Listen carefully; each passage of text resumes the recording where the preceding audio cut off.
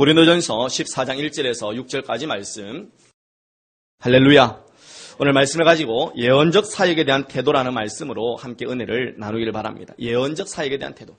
우리가 이 예언적 사역이라고 하는 것을 먼저 이해하기 전에 은사가 어떻게 우리 안에서 흐르는지 그것을 먼저 살펴보아야 합니다. 은사에 대해서 사람들은 여러 가지 태도를 가집니다. 어떤 사람들은 무관심, 그냥 아예 무관심한 거죠. 있다 없다를 떠나가지고 무관심입니다. 어떤 사람들은 은사가 중단되었다, 은사 중단론자가 있습니다. 근데 어떤 사람들은 은사에 대해서 너무 많은 관심을 가지는 사람이 있습니다. 은사는 말 그대로 하나님의 선물입니다. 예수님의 선물이고 성령님의 선물입니다. 여러분, 선물을 준 사람보다 선물에게 관심을 가지면 다음부터 이 사람은 선물을 주지를 않습니다. 그러므로 저와 여러분들이 이 무관심이라든지 중단론이라든지 너무 많은 관심, 과도한 관심을 가지는 것은 은사에 대해서 우리가 가지는 올바른 태도가 될 수가 없습니다. 그래서 우리가 은사에 대해서 어떤 마음을 가져야 되느냐, 우리가 14장 1절 말씀을 읽었는데요. 특별히 보시면 사랑을 추구하며 신령한 것들을 사모하되 특별히 예언을 하려고 하라 그랬습니다. 중간에 보면은 신령한 것들을 사모하라 그랬습니다. 우리는 영적인 것들을 사모하는 존재가 되어야 됩니다. 그래서 특별히 고린도전서 14장, 13장, 12장에는 은사에 대해서 풍성하게 말씀을 하고 있습니다. 저와 여러분들은 하나님의 성령께서 주시는 은사에 대해서 사모하고 기도할 수 있기를 예수님의 이름으로 축원합니다. 그래서 은사를 사모하는 사람들은 기도해야 됩니다. 기도. 특별히 성경에 보면은 13절 말씀해 보시면 그러므로 방언을 말하는 자는 통역하기를 기도할지니 그랬습니다. 기도할지니. 그리고 39절에 보시면 14장 39절에 예언하기를 사모하며 방언 말하기를 금하지 말라 그렇게 말씀을 하고 있습니다. 그래서 은사에 대해서 우리가 사모하는 마음만 가지는 것이 아니고 지속적인 기도가 필요하다라는 겁니다.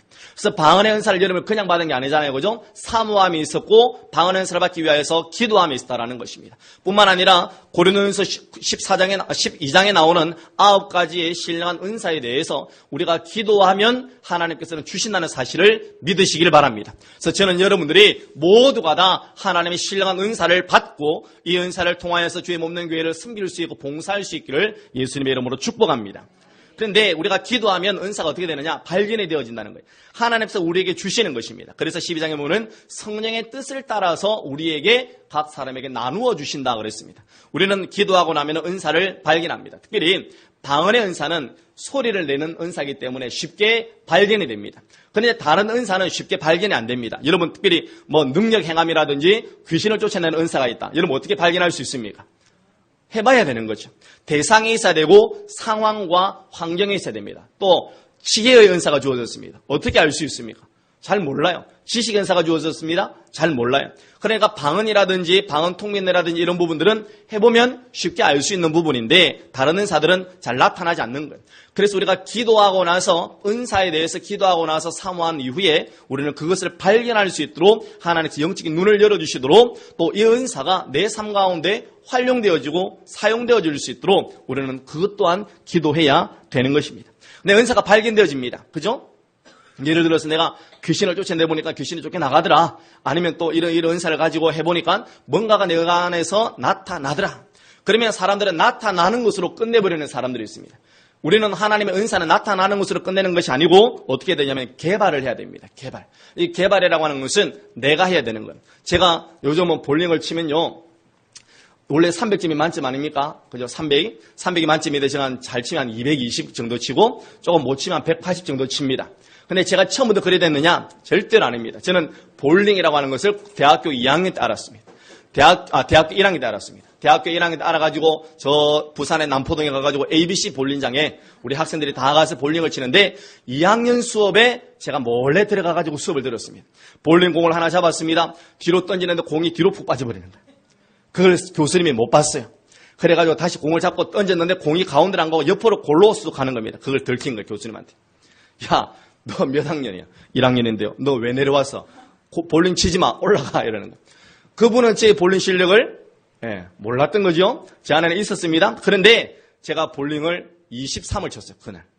23. 23이면 10번을 던져가지고 23개를 넘어뜨렸다는 거 아니겠습니까? 엄청 못하는 거 아닙니까? 그런데 한 번 했다면 그냥 그것을 끝내버렸을 것입니다. 그런데 뭐 한 번 치고 두 번 치고 세 번 치고 계속하는 가운데 이제 볼링을 잘 치게 된 거예요. 은사도 마찬가지입니다. 은사도 우리가 하나님께서 주셨다면 그것을 개발을 해야 됩니다. 처음에는 미숙할 수가 있고 처음에는 부족할 수가 있고 처음에는 귀신을 쫓아내는데 시간이 많이 걸릴 수도 있습니다. 처음에 예언의 은사가 더듬더듬할 수도 있고 방언통변도 마찬가지입니다. 지혜도 왔다 갔다 할 수가 있습니다. 그러나 하나님께 내게 주신 은사를 내가 개발을 하면 풍성해진다는 겁니다. 그래서 개발을 하고 나면 어떤 일들이 생기느냐? 활성화가 되어지는 거예요. 활성화. 그래서 내 안에서 은사가 활성화됩니다. 방언의 은사를 제일 처음 받은 사람들은 몇 가지 의심을 합니다. 이것이 내 생각으로 하는 거 아닌가? 그죠? 내가 이 혀가 꼬그라져가지고 이상해서 이런 거 아닌가? 그리고 두 번째 하는 것은 집에 가면 안 되는 거 아닌가? 그죠? 99%가 그런 사람입니다. 집에 가면 안 되는 거 아닌가? 그래서 개발을 하고 활성화하면은 한 달쯤 기도하고 나면 사람들 어떤 생각을 합니까? 언제든지 방언의 은사를 가지고 기도할 수가 있잖아요. 걸어가면서도 기도할 수가 있고 화장실에 앉아서도 기도할 수가 있고 밥 먹다가 텔레비 보다가도 기도할 수가 있는 거예요. 운전할 때도 기도할 수가 있습니다. 근데 한 달 전에는 그런 생각이 없었어요. 내가 막 방언을 이렇게 계속하지 않으면 멈춰지지 않을까? 그런 걱정을 했지만 활성화가 되고 나면은 나는 자유롭게 이런 은사를 사용할 수 있는 사람이 됩니다. 그러나 은사는 활성화로 끝나는 게 아닙니다. 마지막 따라하겠습니다. 섬김이 있어야 됩니다. 섬김입니다. 하나님께서 우리에게 은사를 주신 것은 섬기게 하기 위해서 주신 것입니다. 방언의 은사를 주신 것은 기도로 섬기라고, 예언의 은사를 주신 것은 성도들을 위로하라고, 귀신을 쫓아내는 능력 주신 것은 이런 무당에게 가가지고 귀신 쫓아내는 말이 아닙니다. 교회 안에 있는 악한 영들에게 공격당하는 성도들을 귀신들을 쫓아내므로 해가지고 자유롭게 해주라고. 은사는 결국은 섬기기 위해서 우리에게 주어진 것이다라는 것을 기억하시고, 이 은사가 내 안에서 지금 사모하는 단계인지 아니면 기도하고 있는 단계인지 아니면 하나님 주신 것을 내가 발견했는지, 발견하고 나면은 내가 개발을 하고 있는지, 개발했다면은 내 안에 활성화되었는지, 활성화되었다면은 뭐 해라고요? 섬기라는 것입니다. 섬기라. 그래서 특별히 방언의 은사가 있는 사람들은 성도들을 위해서 많이 기도할 수 있기를 바랍니다. 많이 기도하셔야 돼요. 그래서 우리 어른들이 그러죠. 아끼다가 뭐 된다 그러잖아요. 아끼다가 뭐 된다? 네. 아낄 필요가 없습니다. 하나님의 은사는 마르고 닳도록 쓰는, 동해물과 백두산에 마르고 닳도록 쓰듯이 그리하면 여러분들의 은사는 배가 되고 하나님께서 더욱 탁월하게 여러분들의 은사를 사용하신다는 사실을 믿으시기를 바랍니다. 비록 오늘은 예언적 은사에 대해서 말씀을 나누는데요. 예언이라고 할 때에 비록 성경에는 두 가지 예언이 있습니다. 하나는 계시적인 예언이 있습니다. 계시적인 예언이라고 하는 것은 하나님 말씀을 기록하는 것입니다. 하나님 말씀을 기록하는 이 계시적인 예언은 영원 불변합니다.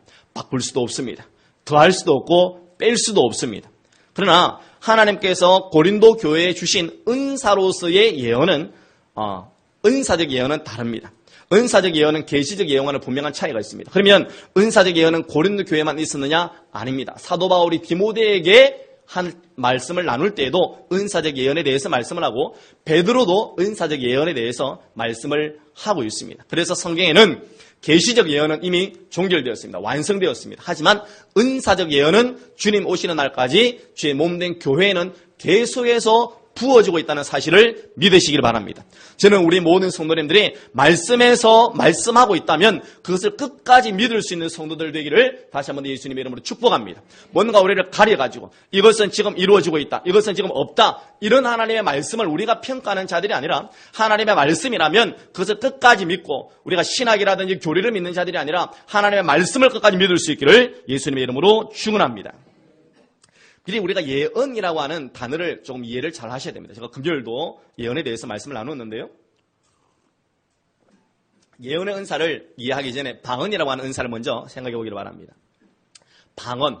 이런 방언이라는 것은 원래 정확한 은사를 정확하게 번역한 단어가 결코 아닙니다. 방언이라는 단어는 우리나라 말로는 방언이 뭡니까? 사투리죠, 그죠? 지방 사투리. 제주도 방언, 경상도 방언, 전라도 방언, 이 방언이라고 하는 단어는 우리나라 말로 뜻은 그냥 사투리를 나타내는 말입니다. 그러면 성경에서 은사로서 방언이 주어졌을 때에 고린도 교회의 성도들이 마가교안의 다락방에 있었던 120명의 성도들이 고넬료의 가정에서 성령이 임했을 때 방언을 받았을 때에 그들이 다른 지역의 사투리를 했느냐? 결코 아니라는 겁니다. 방언이라고 하는 단어를 우리가 번역을 할 때 은사를 나타내는 이 헬라어를 번역을 할 때에 우리나라 사람들은 방언이라는 단어로 번역을 했어요. 일본어에서는 방언이 아닙니다. 일본은 이겐이라고 그래가지고 다른 언어라는 표현입니다. 다른 다를 리자의 말씀은입니다. 다른 언어라는 거예요. 우리나라 사람은 방언이라고 번역했지만 그냥 일본 사람들은 다른 언어 이렇게 번역을 했어요.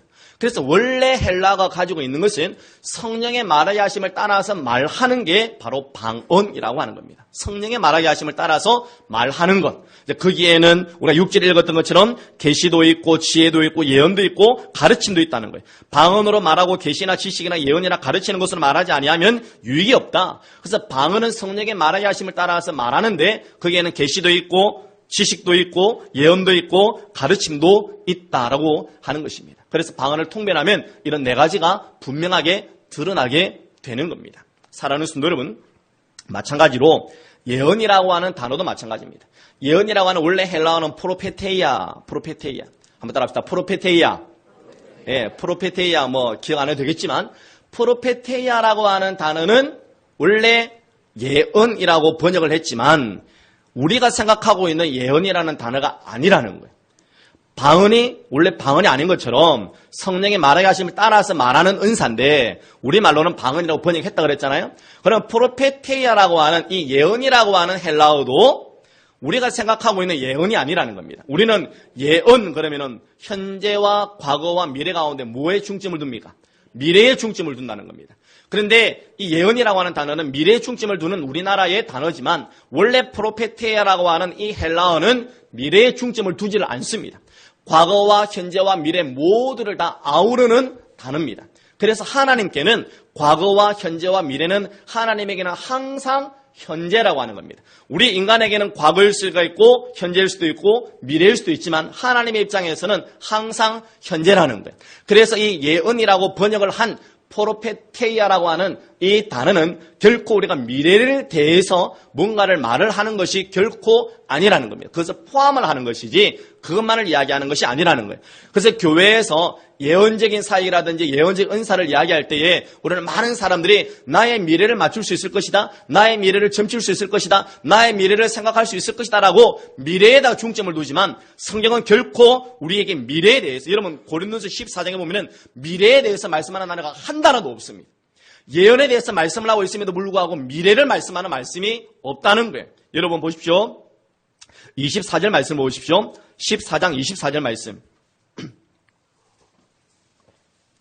읽어봅니다. 시작. 그러나 다 예언을 하면 믿지 아니하는 자들이나 알지 못하는 자들이 들어와서 모든 사람에게 책망을 들으며 모든 사람에게 판단을 받고 25절 그 마음의 숨은 일들이 드러나게 되므로 엎드려 하나님께 경배하며 하나님이 참으로 너희 가운데 계신다 전파하리라. 보십시오.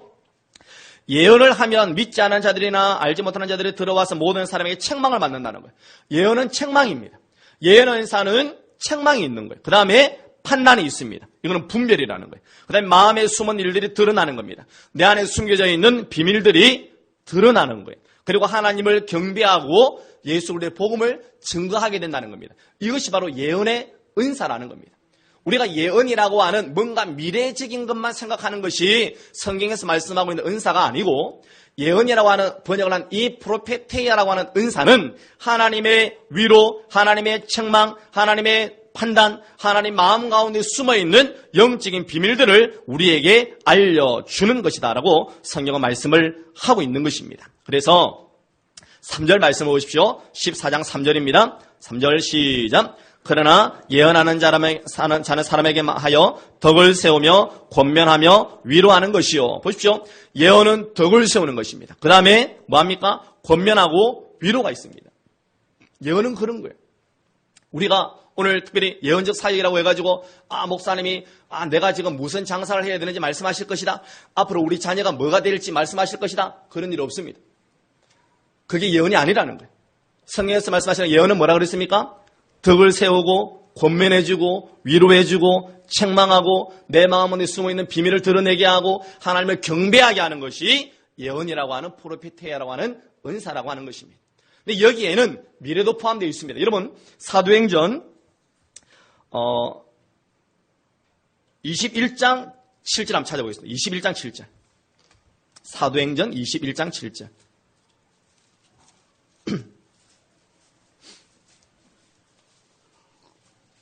초대교회에 7명의 일꾼을 세웠는데요. 7명 가운데 한 사람이 빌립입니다. 근데 이 빌립을 21장 8절에는 뭐라고 이야기하냐면 이튿날 떠나 가이사랴에 이르러 7 집사 중 하나인 전도자 빌립의 집에 들어갔다. 그 전도자 빌립의 집에 딸이 4명이 있는데 이 사람들은 처녀로 뭐 하는 사람들이다? 예언하는 사람들이다. 그런데 여러 날 머물러 있더니 아가보라는 한 선지자가 유대로부터 내려와서 우리에게 와서 바울의 띠를 가져다가 자기 수족을 잡아매고 말하기를 성령이 말씀하시되 예루살렘에서 유대인들이 이같이 이 띠 임자를 결박하여 이방인의 손에 넘겨주리라 하거늘. 자, 아가보라고 하는 선지자가 예언을 합니다. 과거를 예언합니까? 현재를 예언합니까? 미래를 예언합니까? 미래를 예언하잖아요. 그죠? 그래서 예언에는 미래도 포함되어져 있다라는 겁니다. 미래만을 이야기하는 것이 아니라 그랬습니다. 책망도 있고 위로도 있고 덕도 있고 우리 안에 있는 판단도 있고 권면도 있지만 미래를 이야기하는 것도 있다. 미래만의 방점을 두지 말고 그것도 있다라는 것이죠. 그래서 예언이라고 하는 은사를 우리가 접할 때는 하나님의 말씀이 우리에게 전달되는 겁니다. 하나님 말씀이. 그래서 예언이라고 말할 때에 한자가 달라요. 한자가 다릅니다. 한자가 다릅니다. 그래서 우리가 일반적으로 저 무당들이나 점치는 사람들이 쓰는 예언이라고 하는 단어하고 우리 예수님을 믿는 사람들이 쓰는 예언이라고 단어는 한자가 달라요. 그래서 일반적인 세상 사람들이 쓰는 예언이라고 하는 것은 미래를 맞춘다는 겁니다. 예상한다라는 말을 쓸 때 그 예자입니다. 그런데 우리 예수님을 믿는 사람들이 특별히 은사로서의 예언이라고 하는 것은 담아둔다라는 뜻입니다. 담아둔다. 은행에다가 우리가 돈을 저금하는 것을 예금이라고 그러죠. 뭔가를 담아두는 것을 예치한다 그러죠. 예비한다 그러잖아요. 예비한다. 그래서 뭔가를 기다려주고 뭔가를 모아두고 담아두는 것, 예비하는 겁니다. 비축물을 예비하는 거죠. 그래서 예언이라고 하는 것은 하나님의 말씀을 담아두는 것을 예언이라고 그런다는 거예요. 예언. 하나님의 말씀이 담겼다라는 겁니다. 그래서 예언의 은사, 프로페테이아라고 하는 은사를 나타내는 사람은 하나님의 말씀을 주는 거예요. 하나님의 말씀을 주는 거예요. 나단은 선지자였습니다. 나단은 선지자가 되어서 다윗 왕에게 와가지고 나단은 다윗을 책망합니다. 이게 무슨 은사입니까? 예언의 은사예요. 예언의 은사인데 책망을 하는데 과거와 현재와 미래 무엇을 이야기합니까? 과거를 이야기하잖아요. 다윗, 당신은 간음했고 살인했다. 과거를 이야기하잖아요. 그게 책망했다. 그게 바로 예언이라고 하는 것입니다. 그런데 오늘 이 사도행전 21장에는 아가보라고 하는 선지자가 나오는데 이 사람은 예언 가운데 하나님의 말씀으로서 미래를 선포하고 있다는 것입니다. 그래서 예언은 현재와 과거와 미래를 다 포함하는 것이다. 그래서 현재와 과거와 미래에 대해서 다 포함하고 있기 때문에 책망도 있고 위로도 있고 권면도 있고 덕도 있고 내 안에 있는 비밀도 드러나기도 하고 그렇게 된다는 겁니다. 그리고 여러분 방언이라고 하는 것은 내 속에 있는 비밀을 하나님께 아뢰는 것이다 그랬습니다. 그죠? 방언은 하나님께 비밀을 말하는 것이다. 그러면 하나님께 비밀을 말하는데 이것을 우리가 알아듣는 말로 하면은 그것이 예언이 된다는 겁니다. 내 안에 있는 비밀들을 알아듣는 것. 여러분들의 기도 방언을 많이 하잖아요. 이때까지 막 수십 시간을 기도하고 수십 년을 기도해 왔는데 사람들이 제일 답답해하는 것, 내 방언이 무슨 뜻인가 잘 몰라요. 왜? 내 마음의 비밀이기 때문에. 그런데 예언의 은사는 그 비밀을 알게 한다는 겁니다. 내 마음의 숨은 비밀. 다시 본문으로 돌아와서 고린도서 14장 25절을 보시면 그 마음의 숨은 일들이 드러나게 되므로 숨은 일들이 드러난다는 거예요. 다른 사람들에게 말하지 않았고 다른 사람들에게 표현하지 못했고 이런 내가 회개한다고 해도 회개하지 않았던 정말로 내가 입 밖으로도 드러내기 힘들었던 그 비밀을 이 예언의 은사라고 하는 것은 그것을 드러내게 한다라고 하는 것입니다. 그래서 예언의 은사에 대해서 이 단어에 대한 개념을 잘 잡아야 됩니다. 아시겠죠? 여러분 우리가 기독교에서 우리는 10년, 20년, 30년 이렇게 신앙생활이기 때문에 방언의 은사 그러면 아무도 사투리하고 연결을 아무도 안 시킵니다.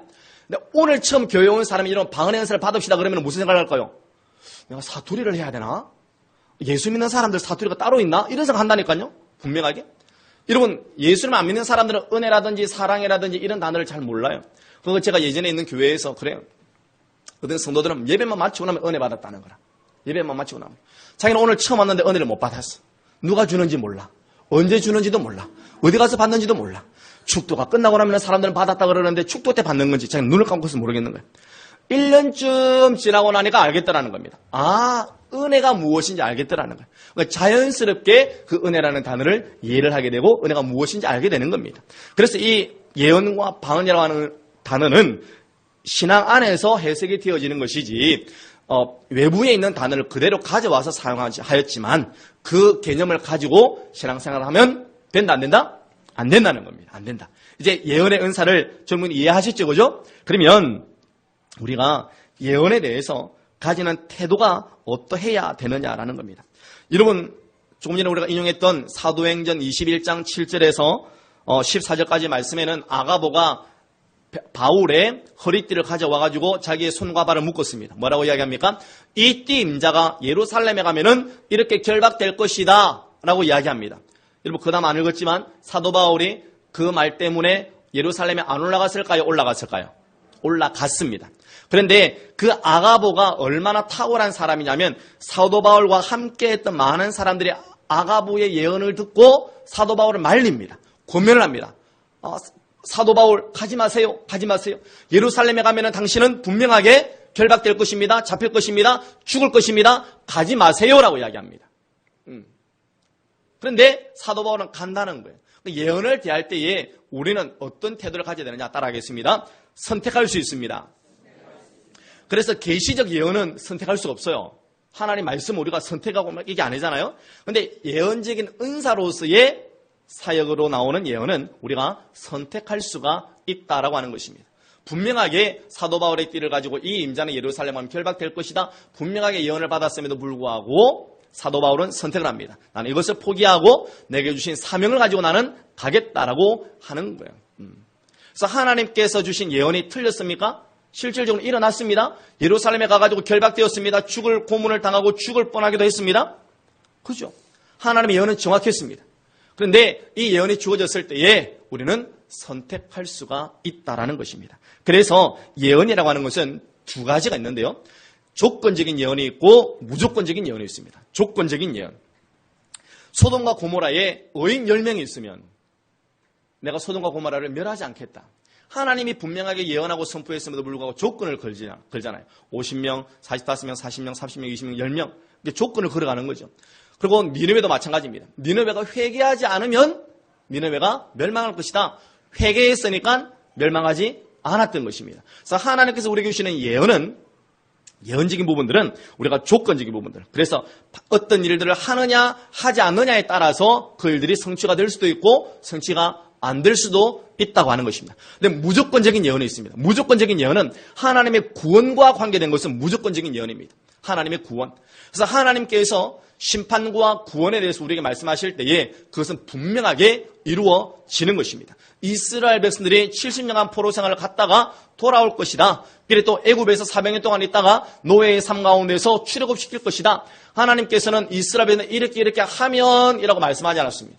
하나님의 계획 400년, 70년 정확하게 하나님의 때에 그 일들을 행해 주셨다라는 것입니다. 그래서 예언의 은사를 우리가 대할 때에는 이것이 조건적인 예언인지 아니면 무조건적인 예언인지를 분별을 해야 된다고 하는 것입니다. 어떤 사람에게 하나님께서 너를 미국 땅으로 보내셔서 영어를 사용하는 사회자가 되게 할 것이다. 그런 예언을 받았다. 그럼 어떻게 됩니까? 홍시가 떨어지기를 기다리고 있으면 됩니까? 열심히 영어 학원에 등록을 하고 조직에 몸을 담가가지고 공부를 해야 되는 거예요. 영어 단어를 외우고 공부를 하고 해야 쓰임을 받을 수가 있는 것입니다. 여러분, 중국의 선교사 OM 선교사 가운데 특별히 내륙 선교사로 허더슨 테일러가 있었습니다. 이 사람은 허시지만 한국 사람은 아닙니다. 영국 사람이에요. 허더슨 테일러.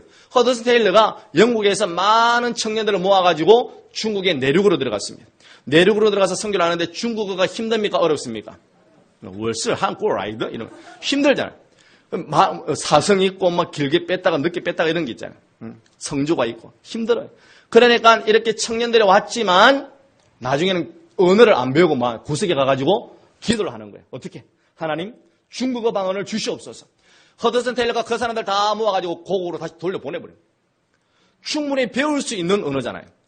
허더슨 테일러 자기도 배웠고 충분히 배울 수 있는 시간도 있고 언어도 있고 사람도 있는데 노력하지 않고 뭔가를 쉬운 길들을 택했다. 결코 하나님 그 길을 열어주지 않더라는 겁니다. 그 돌려보내버렸습니다. 여러분, 우리에게 조건적으로 어떤 예언이 주어졌을 때에 우리는 그것을 성취할 수 있도록 노력하고 힘을 써야 되는 것입니다. 여러분, 디모데전서 1장 18절 말씀을 찾아보겠습니다. 디모데전서 1장 18절. 제가 하고 싶은 말들이 많아가지고 말이 빠릅니다. 디모데전서 1장 18절 말씀. 자, 같이 읽어봅니다. 시작.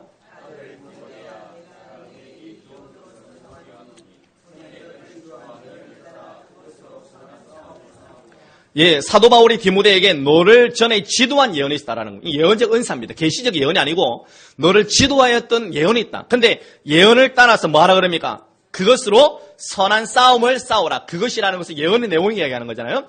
예언의 내용을 가지고 뭐 해라? 선한 싸움을 싸우라. 뭐하라 말합니까? 노력해라는 겁니다. 노력해라. 힘쓰고 애쓰라라고 하는 것입니다.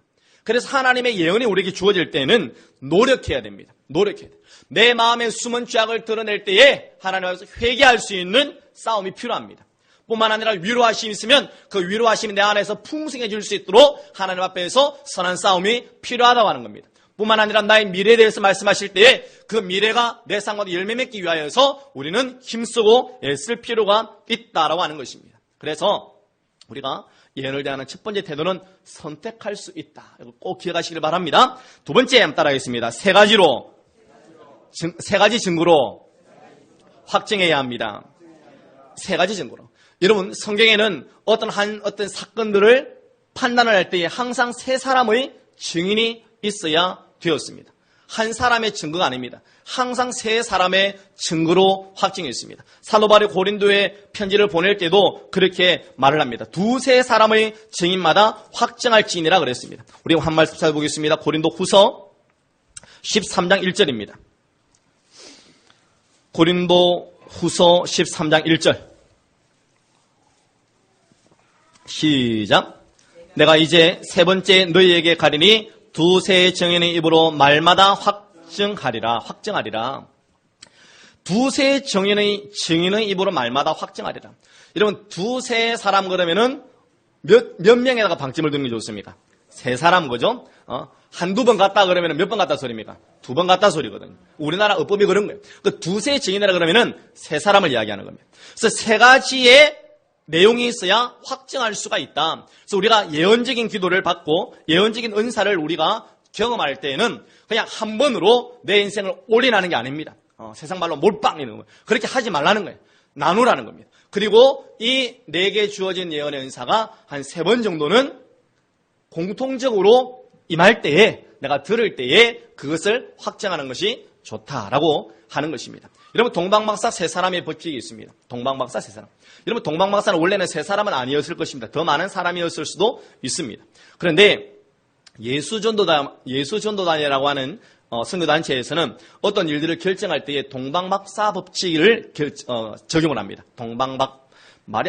동방박사 법칙. 그래서 동방박사 법칙인데 그것은 세 가지의 확증이 있을 때에 그것을 딱 확정을 하는 거예요. 그래서 내가 한번 이렇게 뭔가를 받았다고 해서 확정 짓지 않습니다. 다른 사람이 한 번 더 확정했다고 해서 그것도 확정하지 않습니다. 세 가지의 확정. 특별히 우리가 어떤 사역을 할 때는 내적인 확정이 있어야 됩니다. 내적. 내가 동의를 해야 됩니다. 두 번째는 외적인 동의가 있어야 됩니다. 외적인. 다른 사람이 볼 때 그렇다라고 하는 동의가 필요합니다. 세 번째는 하나님의 말씀으로 그것이 확정되어져야 합니다. 말씀으로. 그래서 우리가 하나님 말씀을 구하고 찾고 두드리면 하나님 말씀을 찾는 줄로 믿으시기를 바랍니다. 여러분들이 하나님 내게 이러이러한 어떤 예언적인 메시지가 주어졌는데 내가 어떻게 할까요? 그럼 말씀을 내가 주십시오. 하나님 내게 말씀을 주시면 내가 확증을 가지고 내가 달려가겠습니다. 그렇게 하는 거예요. 말씀을 가지고. 그래서 수많은 선교사님들이 외국 땅으로 가고 낯선 땅으로 갈 때에 재산을 내려놓고 가족들을 내려놓고 모든 좋은 환경들을 내려놓고 그 땅을 향해 달려갈 때에 무엇을 붙잡고 갑니까? 말씀을 붙잡고 가잖아요. 말씀을 붙잡고. 내 감정을 붙잡고 가지 않습니다. 여러분, 내 감정을 붙잡고 살아가다 보면은 내 감정은 어떻습니까? 하루에도 오르락 내리락. 그죠? 기분 좋은 일들이 있으면 뭔가 올라갔다가 또 안 좋은 일이 있으면 다운됐다가 그렇게 하잖아요. 지금 막 아주 화해 무드가 이제 급변해가지고 남북한의 대치 상황이 그렇게 풀렸는데 어제 그렇게 회담한다는 소리가 들리기 전에 어떤 사람이 하는 말을 들었습니다. 거제도 사는데 피난 가자 그러는 사람이 있는 거예요. 그럼 거제도에서 피난 가면 어디로 가야 되나? 저 완도라든지 전라도 쪽으로 이사 갈까요? 피난 갈까? 이라는 거예요. 물론 농담으로 하는 말이겠지만 그 사람들은 그렇게 살아가는 거예요. 뭔가 자기 감정 따라서 결정하면 절대로 안 됩니다. 하나님의 말씀입니다. 하나님의 말씀을 가지고 결정을 하면 나중에 힘들고 어려워도 그 말씀을 다시 보고 붙잡으면 내가 전에 원래의 상태로 돌아가는 겁니다. 전의 상태로 돌아가는 거예요. 여러분 컴퓨터를 사용하다 보면은 이렇게 막 렉이 걸리기도 하고 여러 가지 이렇게 레지스트리가 막 쌓이기도 하고 그러면 쓰레기 같은 게 막 끼입니다. 그러면 어떻게 합니까? 전의 상태로 복원을 시킵니다. 복원을. 전에 기준이 있는 거예요. 하나님 말씀이 내 인생 가운데 기준이 될 때에 내가 힘들고 어렵고 좌절되고 낭망되고 포기하고 싶을 때 말씀을 가지고 내 인생을 한 번 더 추스리면 나는 하나님 말씀의 기준에 다시 한 번 더 출발할 수 있는 사람이 된다는 겁니다. 그래서 우리가 하나님께서 예언적인 사역을 통해서 내게 주실 때에 우리는 세 가지 정도로서 확정을 해야 된다라는 것입니다. 또 한번 따라하겠습니다. 조정당하지 말아야 합니다. 예. 저는요, 어릴 때부터 순수 고신에서 자랐지만, 고신이 아닌 상황과 환경을 많이 경험을 했습니다. 어떤 사람이 기도원에 갔다 와가지고, 이렇게 찬송을 그때에 아마 그 80몇 장인 것 같은데, 90몇 장, 예수님은 누구신가 이 찬양 있잖아요. 이걸 하루에 100번 부르고, 주기도문을 100번을 외워라. 이걸 갖다가 이제 처방. 그게 노예가 된 거예요. 이 사람이 하루에 그 찬양을 100번을 못 부르면 잠을 못 자는 거예요. 그리고 주기도문을 100번을 못하면 그게 노예가 돼버린 겁니다. 이게 조종당하는 겁니다. 여러분 결코 예언적인 사역은 저와 여러분들을 조종하지 않는 것을 믿으시기 바랍니다. 하나님의 말씀도 저와 여러분도 조종하지 않잖아요. 그죠? 주의 영이 있는 곳에는 자유함이 있고 진리가 우리를 자유케 한다고 말씀하고 있는데 결코 우리는 종의 노예가 아닙니다. 율법 아래 거하는 자들이 아니라는 거예요. 예수 그리스도의 십자가 아래 사는 자들이기 때문에 저와 여러분들 결코 조종당하지 않는다라고 하는 것입니다. 그래서 어떤 사람들은 기도원에 갔다 오면 자기 재산을 다 팔아가지고 바치는 사람들이 있습니다. 제가 아는 어떤 분도 아버님이 교통사고로 돌아가셨어요. 7천만 원의 보상이 나왔습니다. 이 7천만 원 가지고 어떻게 할까 기도원에 갔더니 그것을 알고 뽀꾸미 같은 분이 있어가지고 네 7천만 원 이 기도원 짓는데 다 바치면 하나님께 형통하게 할 것이다 그랬습니다. 아멘 하고 다 바쳤는데 한 3년 뒤에 가보니까 기도원이 없어져 버린 거예요. 그 돈 그냥 in my pocket. 그런 가짜가 많다는 거예요. 조정을 하는 겁니다. 조정을. 여러분 결코 예언 사역은 예언적인 은사는 여러분들을 조정하지 않는다는 것을 알아야 합니다.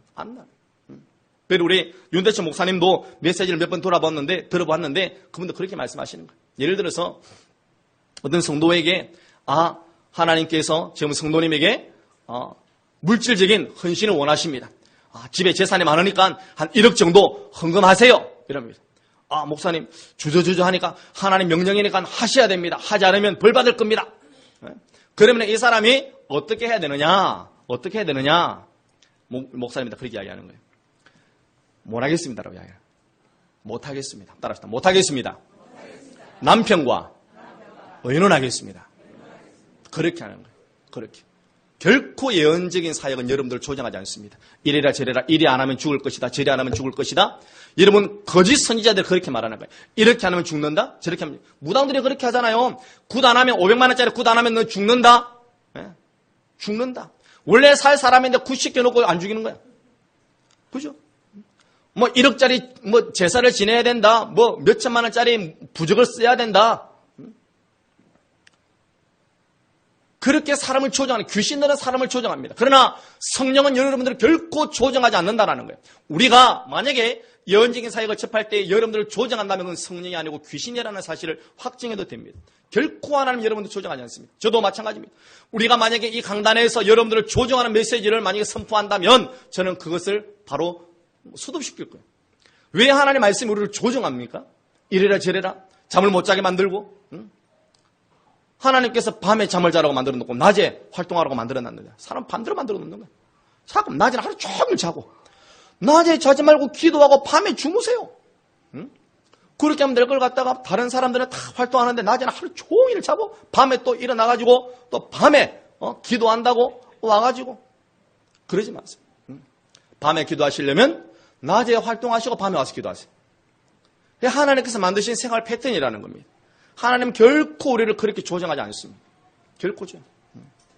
기억하시길 바랍니다. 그래서 하나님의 말씀 우리가 예언적인 사역을 들을 때에는 결코 조정당하지 말아야 한다라고 하는 것입니다. 그러면 예언의 은사에 대해서 우리가 성경에서는 어떻게 말씀을 하고 있는가 몇 가지만 살펴보겠습니다. 데살로니가 전서 5장 20절 말씀입니다. 한번 그 말씀만 찾아보겠습니다. 데살로니가 전서 5장 20절 말씀. 데살로니가 전서 5장 20절, 16, 17, 18은 우리가 잘 아는 말씀입니다. 항상 기뻐하라, 쉬지 말고 기도하라, 범사에 감사하라. 자, 20절 시작. 예언을 멸시하지 말고. 그 다음 21절 시작. 범사에 헤아려 좋은 것을 취하고. 범사에 헤아리라고 하는 것은 아까 제일 처음 말씀드린 것처럼 선택하라라는 겁니다. 예언을 멸시하지 말고 예언을 아주 무시하지는 않는데, 문제는 예언의 은사를 통하여서 내가 주어진 메시지는 내가 좋은 것을 선택해서 취하라. 그게 예언의 은사를 대하는 우리의 좋은 태도가 될 수가 있다고 하는 것입니다. 그래서 이 예언의 은사를 통하여서 우리가 멸시하지 않는 거예요. 그걸 무시하지 않는 겁니다. 그리고 뿐만 아니라 로마서 12장에 보면은 우리에게 많은 은사가 있는데 하나님께서 각 사람에게 나눠주신 것입니다. 우리가 한 몸에 많은 지체를 가졌으나 모든 지체가 같은 직분을 가진 것이 아니니, 그죠? 예언이면, 그 다음 뭡니까? 믿음의 분수대로. 그랬습니다. 한번 따라합시다. 예언이면 믿음의 분수대로.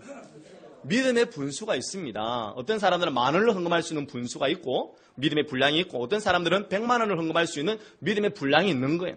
그런데 내가 10,000원을 헌금할 수 있는 분량인데 100만 원을 남편 몰래 통장 깨가지고 갖다 바치고 제가 다시 돌려드릴 거예요. 그런 사람. 그렇게 하지 말라는 거예요. 남편과 한 몸이기 때문에 충분히 의논하고 기도하는 가운데 3가지 이상의 확증이 주어졌을 때에 하라는 거예요. 근데 대부분의 사람들은 기도하다가 깎입니다. 100만 원이 50만 원으로 깎이고, 50만 원이 10만 원으로 깎이고, 10만 원도 헌금 뽑아올 때요, 5만 원짜리로 절대로 안 뽑아옵니다. 1만 원짜리로 뽑아와가지고 나중에는 3만 원 하는 거예요. 그렇게 인색하게 바꾸지 말라는 겁니다. 하나님께서 내게 주시는 믿음의 분량만큼 하면 되는 것이지, 그걸 가지고 뭔가를 재단하고 조절하고 이렇게 가지고 하나님 앞에서 인색하게 하실 필요는 결코 없다는 거. 헌신도 마찬가지입니다. 헌신하는 거, 하나님 앞에서 내가 쓰임받고 봉사하는 것도 마찬가지다라고 하는 것입니다. 여러분, 오늘 본문에 14장 29절 말씀을 보겠습니다. 고린도전서 14장 29절 말씀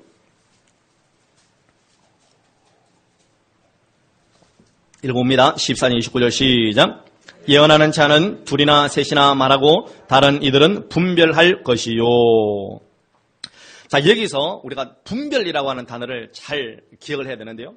왜 둘이나 셋이나 말하고, 예언하는 자는 둘이나 셋이나 말하고, 이게 그냥 한꺼번에 말하라 소리가 아닙니다. 이런 방언기도는 100명이 말해도 괜찮지만, 예언이라고 하는 것은 둘이나 셋이나 말하라고 하는 것은 차례를 따라서 말하는 거예요. 차례를 따라서.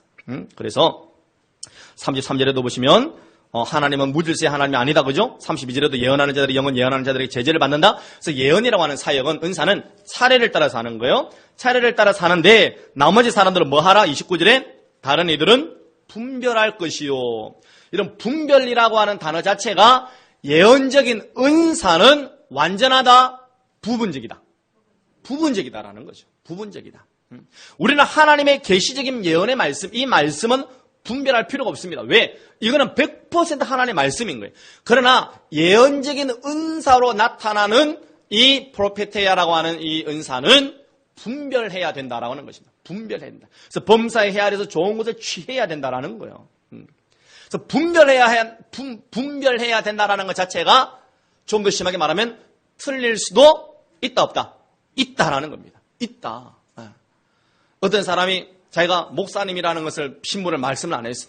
어떤 사람이 예언기도 한다고 하나님이 우리 성도님에게 이렇게 IT 업종의 직업을 가지기를 원하십니다. 나중에 이제 내 목사인데요. 예언하는 사람도, 그러니까 예언하는 사람 그렇다고 위축될 필요도 없고, 예언을 받는 사람들은 분별하면 되는 것이에요. 분별하면 되는 거예요. 그죠? 아시겠습니까? 그러니까 여러분, 나중에 예언하는 사람이 모색하지 않도록 직분 적으라 말입니다. 직분을 적으시고, 어느 교회 다니는지도 적으시고, 괜히 뭔가를 시험한다고 이 목사님이 쪽집게인지 아닌지 내가 보겠다, 이러지 마시란 말입니다. 아시겠죠? 예언은 완전한 것이다, 부분적인 것이다. 부분적인 것이다라는 겁니다. 부분적인 것이다. 옛날에 어떤 사람이요, 하나님, 내가 어떤 장사를 해야 되겠습니까? 하나님이 쇠 장사를 해야 되겠다. 그래서 고물상을 했는데 고물값이 막 떨어져가지고 장사가 안 된 거야. 또 하나님, 내가 어떤 장사를 해야 되겠습니까? 기도받는데 해산물 장사를 해라. 해산물 장사. 그래가지고 저 바다가 가가지고 미역하고 오만디하고 미드덕하고 장사를 해가지고 이 바다에 빨간 물 뭡니까? 적조로 싹 쓸고 가니까 그것도 망해버린 거예요. 그러니까 하나님이 그렇게 하지 않는다라는 거예요. 않는다. 그럼 우리가 분별을 하라는 거예요. 쇠 장사하러 간다고 고물 장사하고, 저 해산물 장사하라고 해가지고 오만디 장사하고, 미더덕 장사, 그러지 말라는 거예요. 우리가 얼마든지 하나님 안에서 분별할 필요가 있다. 여러분들이 오늘도 마찬가지예요. 목사님이 내적인 치유와 예언적인 사역을 통해서 우리에게 기도하실 때 여러분들은 뭐 하시면 되느냐? 판단하시지 말고 분별하시면 됩니다. 아, 목사님이 저런 예언은 저 성도님을 위로하시는 거구나. 아니면 책망하시는 거구나. 아니면 권면하고 계시구나. 아니면 저 성도님에게 비밀의 안에 있는 것들을 드러내시는구나. 숨에 있는 부분들을 드러내시는구나. 그렇게 하는 거야.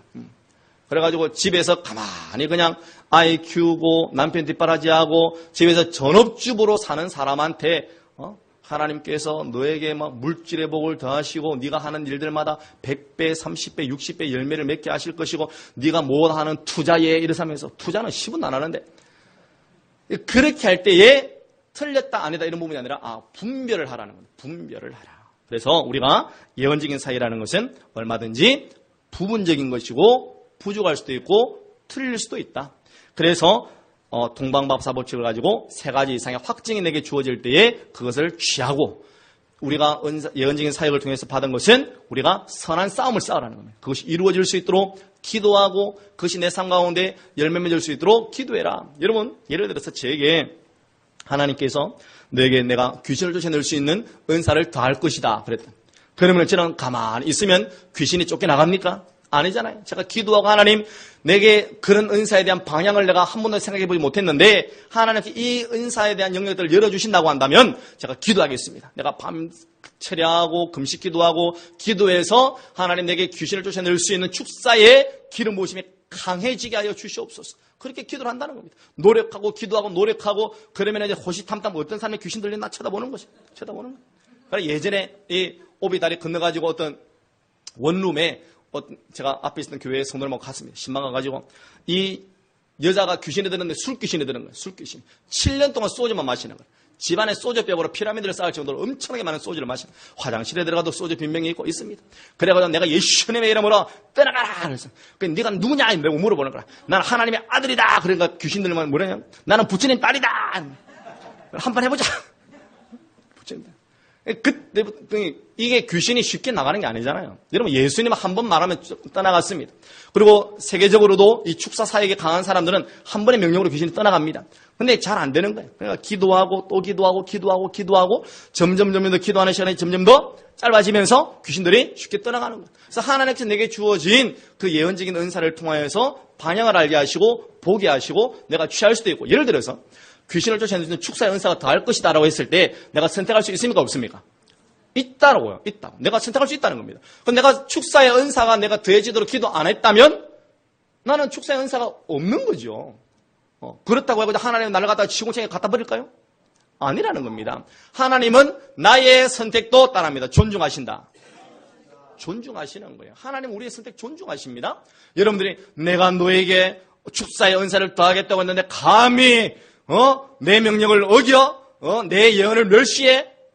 멸시하지는 말고 좋은 것을 선택해라는 거예요. 하나님은 조정하지 않는다라는 겁니다. 그런데 이상한 사람들은 와가지고 조정하는 겁니다. 조정하는 겁니다. 하지 말라는 겁니다. 저는 오늘 말씀을 많이 나누는데요. 여러분 증거가 되십니까? 예언적인 은사는 우리가 생각하는 예언이라는 단어와 다른 단어다라는 것을 아시고 또 예언적인 은사를 대하는 태도 나는 얼마든지 선택할 수가 있고 확정할 수가 있고 노력해야 되고 조정당하지 아니하고 내가 범사해야 해서 좋은 것을 취하고 선한 삶을 쌓을 수 있는 그래서 우리 모든 성도님들의 풍성한 은사가 넘쳐나고 풍성한 하나님의 위로하심과 권면과 책망을 통하여서 영혼이 잘 되시기를 예수님의